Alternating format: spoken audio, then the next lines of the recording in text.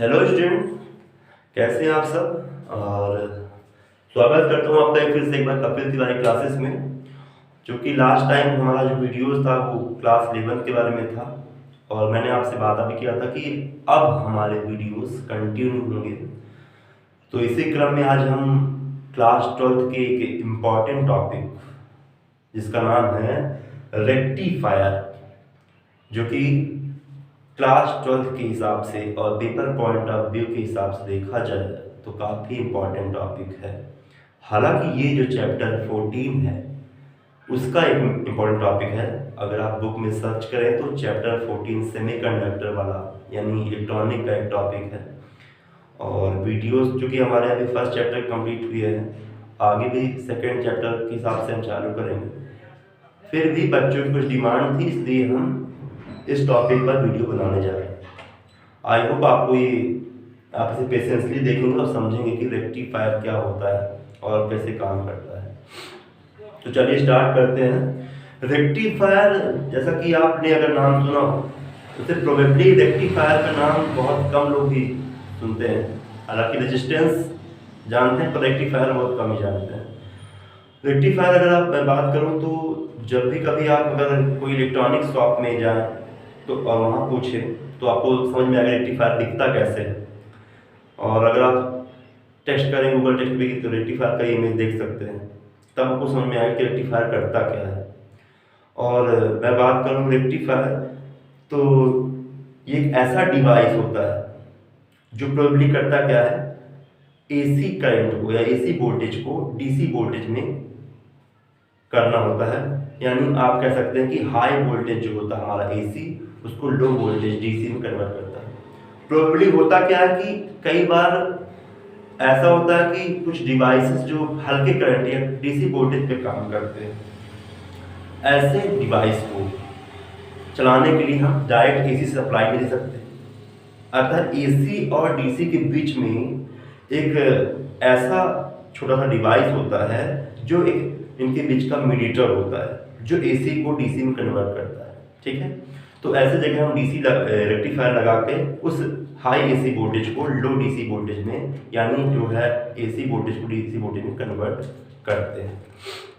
तो चलिए आज शुरुआत करते हैं कि रेक्टिफायर क्या होता है, किस प्रिंसिपल पर काम करता है।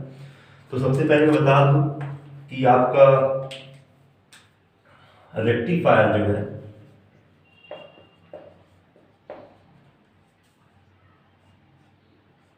ये एक डिवाइस है, स्मॉल डिवाइस।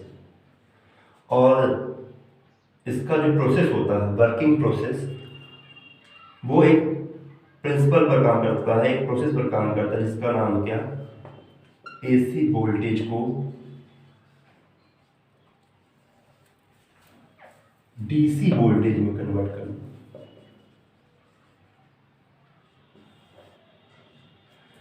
यानी रेक्टिफिकेशन जो एसी वोल्टेज को डीसी वोल्टेज में कन्वर्ट करने का काम होता है उसे हम कहते हैं रेक्टिफिकेशन। और हिंदी में इसे कहते हैं दिष्टिकरण। यानी एसी वोल्टेज को डीसी वोल्टेज में कन्वर्ट करना दिष्टिकरण यानी रेक्टिफिकेशन कहलाता है। और इसके लिए जो डिवाइस यूज की जाती है एसी वोल्टेज को डीसी वोल्टेज में करने के लिए जो डिवाइस यूज की जाती है उसको बोलते हैं रेक्टिफायर, जिसे हम हिंदी में दिष्टकारी कहते हैं।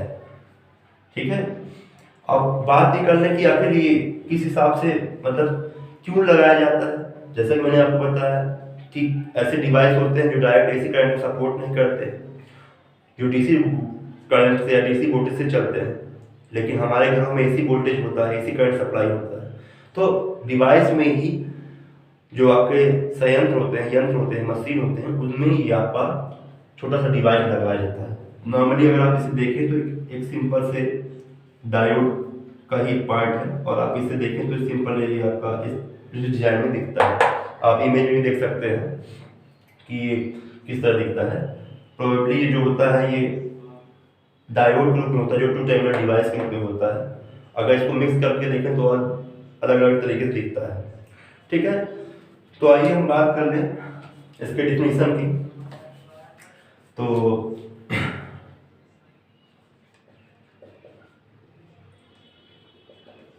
rectifier is a device which is converted AC voltage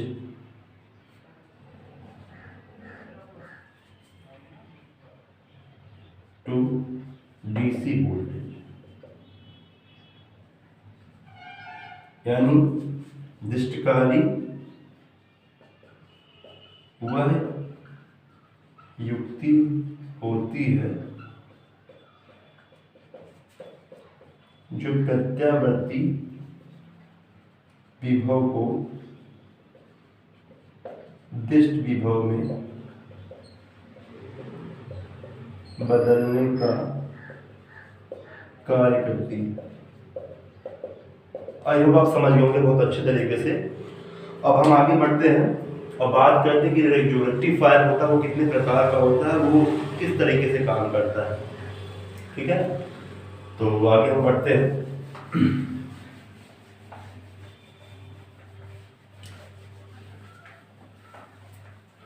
देखिए, रेक्टिफायर जो होता है मेनली टू टाइप्स होता है। आप देखें अगर समझे तो दो प्रकार में कौन कौन सा है। पहला नंबर हाफ वेव रेक्टिफायर और दूसरा होता है फुल वेव रेक्टिफायर, जिसे हम कहते हैं अर्ध तरंग दृष्टिकारी और पूर्ण तरंग दृष्टिकारी। तो बात कर लें रेक्टिफायर की। There are two types of rectifier. Firstly, half wave rectifier and secondly, full wave rectifier. देखिए, इसे हम कहते हैं हिंदी में अर्ध तरंग दृष्टिकारी और इसे कहते हैं हम पूर्ण तरंग दृष्टिकारी। अब बात करें कि हाफ वेव रेक्टिफायर क्या होता है, कैसे काम करता है। तो जहां हमें कम वोल्टेज में यानी कम करंट के रूप में आप इसको लगाना चाहें, अगर मैं इसकी इमेज की बात करूं तो आप देख सकते हैं कि इसका इमेज कुछ इस तरीके का होता है।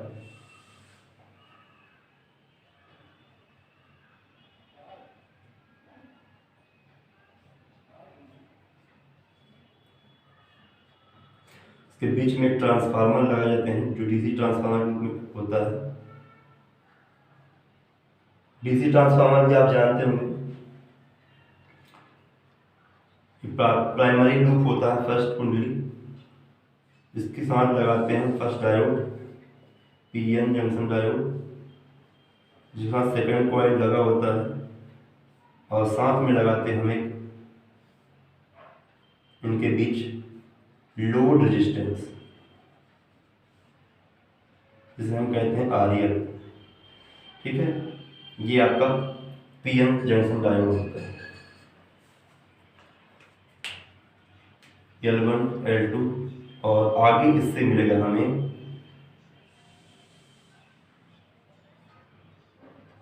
VO, जिसे हम कहते हैं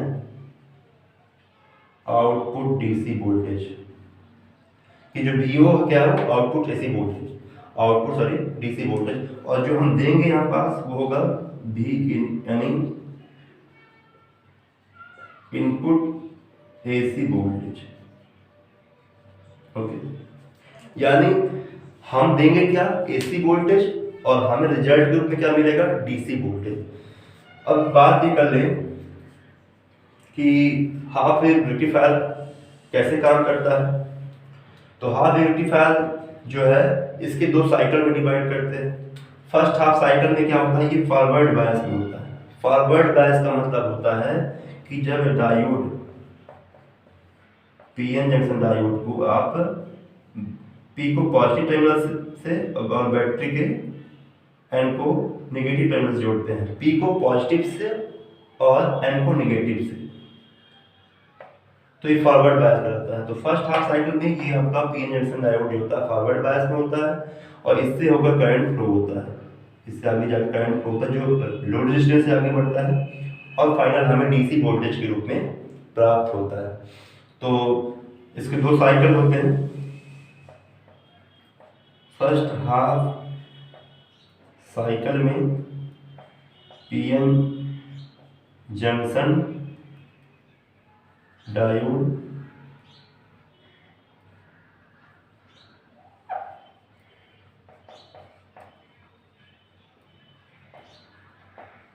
फॉरवर्ड बायस में होता है, और जो रिमेनिंग हाफ साइकिल होगा, बाकी जो रिमेनिंग हाफ साइकिल है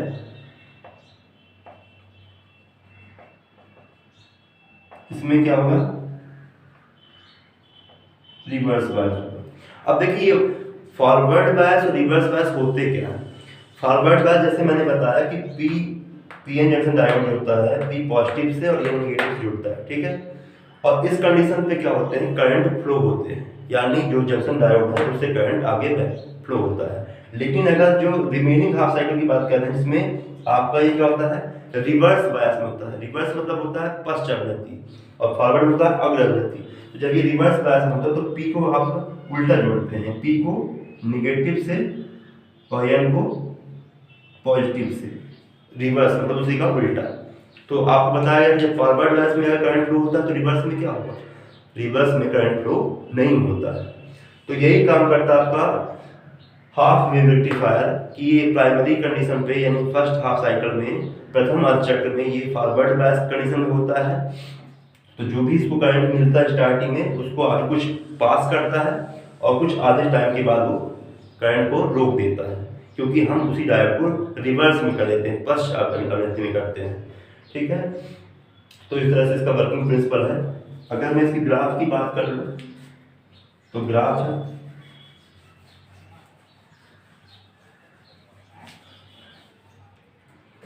ग्राफ की बात करें अगर तो करंट के मैग्नीट्यूड के रिस्पॉन्सिबल में ये कुछ इस तरह से दिखता है।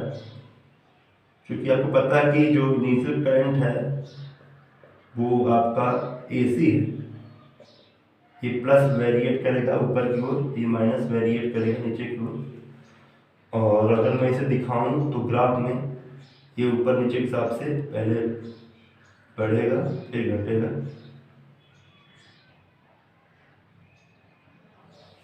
ठीक।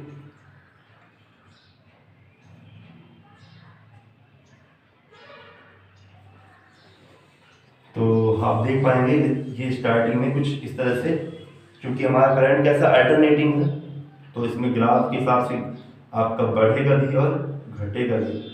अल्टरनेट करंट आप जानते हैं कि जो टाइम के रिस्पेक्ट में लगातार क्या होते हैं, चेंज होते रहते हैं। तो ये आपका ओमेगा टी एंगुलर फ्रिक्वेंसी से आगे बढ़ रहा है, जो कि हर बार पाई, 2 पाई, 3 पाई एंड 4 पाई के रिस्पेक्टिव बढ़ता है आगे। और ये है आपका कौन सा, इनपुट एसी करंट, ठीक। तो आप समझ पा रहे हैं कि इसे ग्राफ की मैं बात कर रहा हूँ तो ये स्टार्टिंग में पूरा तरह से दोनों एक्सिस में यानी आपका एक्स वाई ऊपर नीचे, पॉजिटिव और नेगेटिविटी ऊपर नीचे बढ़ता है। लेकिन जो इसका रिजल्टेंट है, जो रिजल्टेंट डीसी वोल्टेज है वो किस रूप में मिलता है। अगर मैं इसके हिसाब से ही आगे बढ़ाऊं और इसका कंपेयर करूं एसी के साथ,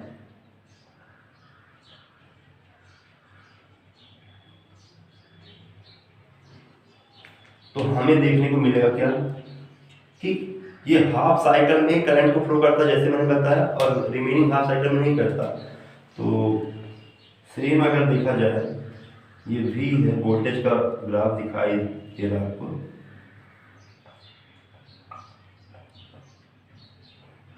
तो ये फर्स्ट हाफ साइकिल में दिखाएगा, यानी ये आपका, अब चूंकि डीसी करंट क्या होता है, डायरेक्ट होता है, तो ये ऊपर नीचे तो होगा नहीं। एसी करंट में ऊपर नीचे ग्राफ जाता है, डीसी में तो सिर्फ एक ही साइड जाएगा। तो हाफ साइकिल में दिखेगा तो आप इसे कुछ इस तरीके से दिखाएंगे। ये इसका ग्राफ है और ये आउटपुट डीसी वोल्टेज के रूप में प्राप्त होता है। यानी जो भी करंट था उसका काफ़ी हद तक कम हमें मिलता है। इनिशियल कंडीशन पे एसी होता है और फाइनल कंडीशन पे क्या होगा, डीसी होगा, जो कि हमें काफ़ी कम मात्रा में मिलता है। तो इस प्रकार से हाफ वेव रेक्टिफायर आपका कार्य करता है। आई होप आपको समझ में आ रहा होगा रेक्टिफायर क्या होते हैं और रेक्टिफायर के जो कितने प्रकार होते हैं ये हम बता दिए। लेकिन इसमें से आज हम दो प्रकार पढ़े हैं। रेक्टिफायर जो मेनली होता है वो दो प्रकार का होता है, हाफ वेव रेक्टिफायर और सेकेंडली जो है फुल वेव रेक्टिफायर। तो आज हम केवल हाफ वेव रेक्टिफायर की बात किए हैं। अगले नेक्स्ट वीडियो में हम फुल वेव रेक्टिफायर की बात करेंगे। आप इसे बिल्कुल एक दो बार देखिए, समझिए, बहुत ही सिंपल है। और अगर वीडियो को अच्छा लगे तो बिल्कुल आगे शेयर कीजिए, लाइक कीजिए और ऐसे लोगों को जरूर पहुंचाइए जिनके पास कोई भी ऑप्शन नहीं बन पा रहा है समझने का, पढ़ने का। और ये एक बेस्ट ऑप्शन हो सकता है, जैसे मैं पहले भी कहता हूँ। बिल्कुल। तो थैंक यू फॉर वॉचिंग।